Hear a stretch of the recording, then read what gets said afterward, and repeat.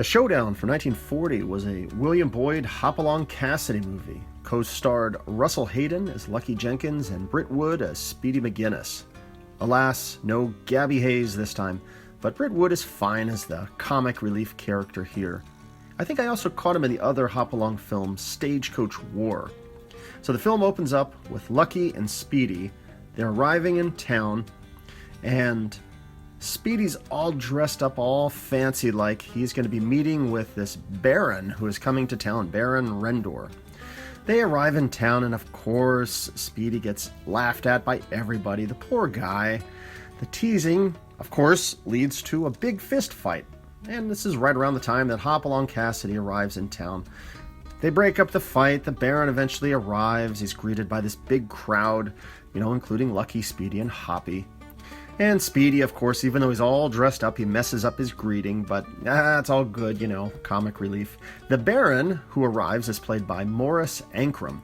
He's usually a baddie in a lot of these other Hopalong films as well. And he's something suspicious about him because he's got the monacle and the goatee, so of course, we the viewer know there's something fishy going on.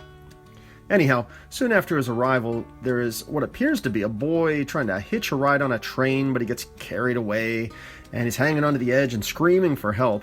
Hoppy comes to the rescue and discovers, surprise, it's actually a girl, Sue Willard, who's played by Jan Clayton, and he helps her get a ride to see the Colonel, who she's related to, and Hoppy's there as well, and talking to this Colonel about his horses. That's going to be a key part of the story here. The Baron shows up around the same time. Hoppy is suspicious, because this Baron wants to buy racehorses from the old Colonel in order to race them.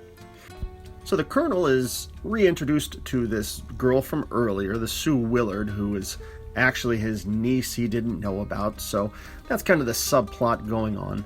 This Baron character, meanwhile, he's watching one of the Colonel's horses race, and he and his buddy are conspiring about buying it and racing it as their own. And yeah, like I said, Hoppy's suspicious, and he goes to the telegraph office to find out if this Baron has sent any foreign messages. And not in 30 years, says the old guy working there. What could be going on?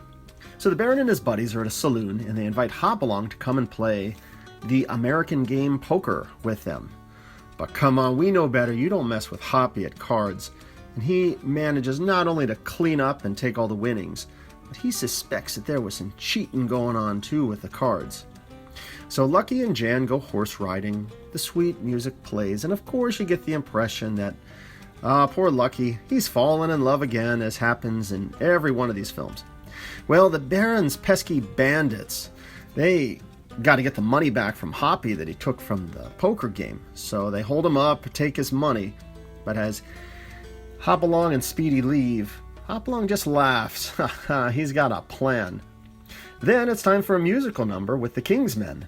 And they're singing and crooning away as Lucky looks lovingly in the window at Sue Willard. Poor Lucky, he's always fallen in love in these movies. The next day, the Colonel gets a letter about how this Sue Willard character is actually the legal owner of the ranch. He's really annoyed, thinking that this Sue is an imposter, so he summons the marshal.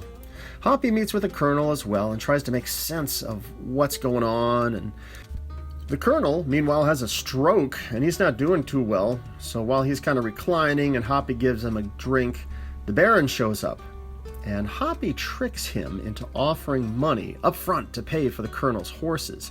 Aha! Hoppalong discovers that it's actually his own money that he had marked. It was the money he won at the poker, but that the bandits took from him. Ha ha ha! Hoppy slugs the imposter and tells him to get out of town.